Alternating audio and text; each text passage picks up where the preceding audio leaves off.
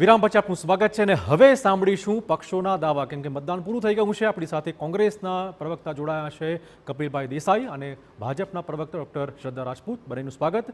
શ્રદ્ધાબેન, સૌથી પહેલાં આપનો દાવો, કેટલી બેઠકો પર કેટલી લીડ? અત્યારે મતદાન 6 વાગ્યા પછી સંપૂર્ણ રીતે પતી ગયું છે. ગુજરાતની જે 25 લોકસભા સીટનું હતું, સર્વપ્રથમ તો ભારતીય જનતા પક્ષ તરફથી જે દેશનું ચૂંટણી પંચ છે અને રાજ્ય ચૂંટણી પંચના તમામ અધિકારી, કર્મચારી, પોલીસ તંત્ર, આરોગ્યના તમામ લોકોએ જે આ લોકશાહીના મહાપર્વને ઉજવવામાં દિવસ રાતની જે મહેનત કરી છે, એમને બધાને જ અભિનંદન. અને એમને બધાને જ અમે અભિનંદન બી પાઠવીએ છીએ. એમની સાથે એમનો આભાર પણ વ્યક્ત કરીએ છીએ કે ખડે પગે ખૂબ રહીને એમણે આ લોકતંત્રના મહાપર્વને ઉજવણી કરી છે. અને જ્યાં સુધી 26માંથી એક સુરત તો અમે કમળ મોકલી જ દીધું છે દિલ્હી ખાતે પ્રધાનમંત્રી નરેન્દ્ર મોદી સાહેબને, અને 25માંથી 25 જે રીતેની વોટિંગ થઈ છે અને જે પ્રમાણેનો ઉત્સાહ સવારથી, અને ખાસ કરીને હું તમને કહું તો આજે સવારથી ન્યૂ વોટર્સનો ઉત્સાહ ખૂબ સારો એવો જોવા મળ્યો છે. શ્રદ્ધાબેન, આપ ઉત્સાહની વાત કરો છો, પણ નિરાશાજનક આંકડા જોવા મળી રહ્યા છે. ગત ચૂંટણીમાં મોદી લહેર હતી, આ વખતે ક્યાંક ને ક્યાંક ધીમી પડી હોય એવું લાગી રહ્યું છે. આંકડાઓ મોદી લહેર ધીમી નથી પડી, કારણ કે ઓથેન્ટિક આંકડા છે. સ્વતંત્ર ભારતના ઇતિહાસમાં ઉત્તરોત્તર જેની લોકપ્રિયતા વધી હોય, આપણા દેશમાં પ્રધાનમંત્રી નહેરુજી લાંબા સમય સુધી રહ્યા છે, ઇન્દિરા ગાંધીજી લાંબા સમય સુધી રહ્યા છે, અને એના પછી કોઈ રેકોર્ડ બ્રેક તરીકે રહ્યા છે તો રહી રહ્યા છે અને આગળ રહેવાના છે પ્રધાનમંત્રી નરેન્દ્ર મોદી છે.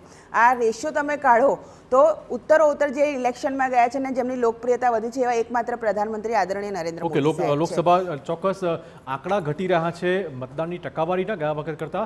કપિલભાઈ, કોંગ્રેસનો દાવો કેટલી બેઠકો પર? હવે ચોક્કસથી આજે જનતા જનાર્દન મતદાન કરવા નીકળી, ત્યારે મતદાન કરવા માટે નીકળ્યા ત્યારે આજે લોકોના મુખે એકમાત્ર વાત હતી કે આ વખતે મતદાન આ દેશના સંવિધાનને બચાવવા માટે, આ દેશના લોકતંત્રને બચાવવા માટે, આ દેશને એકતા અને અખંડિતતા માટે મતદાન કરવા જઈ રહ્યા છે. ત્યારે ખૂબ મોટી સંખ્યામાં મતદાન થયું છે. ક્યાંક ટકાવારીમાં ઓછી છે. કદાચ હું આશા રાખું કે 5 થી 6નું જે મતદાનની ટકાવારી હોય એ આ ગરમીના પ્રકોપના કારણે કદાચ મતદાન ના નીકળ્યા હોય, 5 થી 6માં મોટી સંખ્યામાં મતદારો નીકળે અને 6 વાગ્યા સુધીમાં મતદાનની ટકાવારીમાં હજુ ઘણો વધારો થાય એવી આશા રાખું. ચોક્કસથી કોંગ્રેસ પાર્ટી ખૂબ મજબૂતીથી આ ઇલેક્શનમાં લડી છે. અને કોંગ્રેસ પાર્ટીની આ ઇલેક્શન ગુજરાતની વાત કરું તો સમગ્ર ગુજરાતની જનતા લડી છે, અને આ ચૂંટણીની અંદર કોંગ્રેસ પાર્ટી 12 થી વધુ બેઠકો પર જીતવા જઈ રહી છે.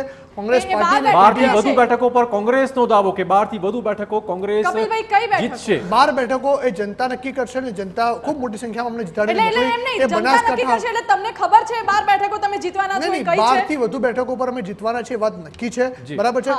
અને એ જનતા નક્કી કરશે કઈ 12 બેઠકો હશે. પણ તમે જુઓ છો જે પ્રકારે મતદાન થયું, બનાસકાંઠા હોય, વલસાડ હોય, ભરૂચ હોય, સુરેન્દ્રનગર હોય, આણંદ હોય, પછી આપણી રાજકોટની બેઠક હોય, જામનગરની બેઠક હોય, તમામ બેઠકો પર કોંગ્રેસ તરફી ખૂબ મોટી સંખ્યામાં મતદાન થયું છે. એની સાબિતી એ વાત તમને છે કે જે પ્રકારે ભારતીય જનતા પાર્ટી આ ચૂંટણી સમયે જે પ્રકારે પોલીસ તંત્રનો જામનગરની અંદર દુરુપયોગ કરે, જે પ્રકારે સમગ્ર અલગ અલગ વિસ્તારોમાં મતદાનમાં ધાંધળી કરે, એટલે તમે જુઓ કે ભારતીય જનતા પાર્ટી જે 400 પારની વાત કરે, જે 5 લાખની લીડની વાત કરે, હવે આજે અને છેલ્લા દિવસે પોલીસનો ઉપયોગ કરવો પડે, ઇલેક્શન કમિશનનો ઉપયોગ કરવો પડે, મતદાનમાં ધાંધળી કરવી પડે, બોગસ મતદાન કરાવવું પડે. હવે આજે તો બનાસકાંઠામાં એક બોગસ સીઆરપીએફનો જવાન પણ પકડાયો, એવા પણ ન્યૂઝ જોયા છે. એટલે ભારતીય જનતા પાર્ટી જે સ્વીકારી ચૂકી છે, ભારતીય જનતા પાર્ટી આ ચૂંટણીમાં હાર સ્વીકારી ચૂકી છે, અને ભારતીય જનતા પાર્ટીને ગુજરાતની જનતા જડબાતોડ જવાબ આપશે. બંધ થયો છે અને મતદાન બી પૂરું થઈ ગયું છે. મને દુઃખ એ વાતનું થાય છે કે જ્યારે મેં મારા વક્તવ્યની શરૂઆત કરી ત્યારે મેં કીધું કે ચૂંટણી પંચ સાથે જોડાયેલા તમામ કર્મચારીઓનો, અધિકારીઓનો આભાર માન્યો, અને આ લોકો આ જ સ્વતંત્ર જે સ્વાયત્ત સત્તાઓ છે એના ઉપર અત્યારે કોંગ્રેસના જે આયા છે ભાઈ પ્રશ્નાર્થ ઉઠાવી રહ્યા છે. આ દેશની અંદર સ્વાયત્ત સત્તાઓ બિલકુલ પોતાનું કામ કરી રહી છે, પણ કોંગ્રેસે અત્યારથી હજુ ઈવીએમ નથી કીધું એમણે. મને લાગ્યું કે આટલું જે બોલી ગયા એમાં પછી કહી દેશે કે ઈવીએમ. એટલે આ બધી હારની જેટલા બી ફ્રસ્ટ્રેશન છે અને હાર એમની છે એ ચોક્કસે ભાડી ગયા છે.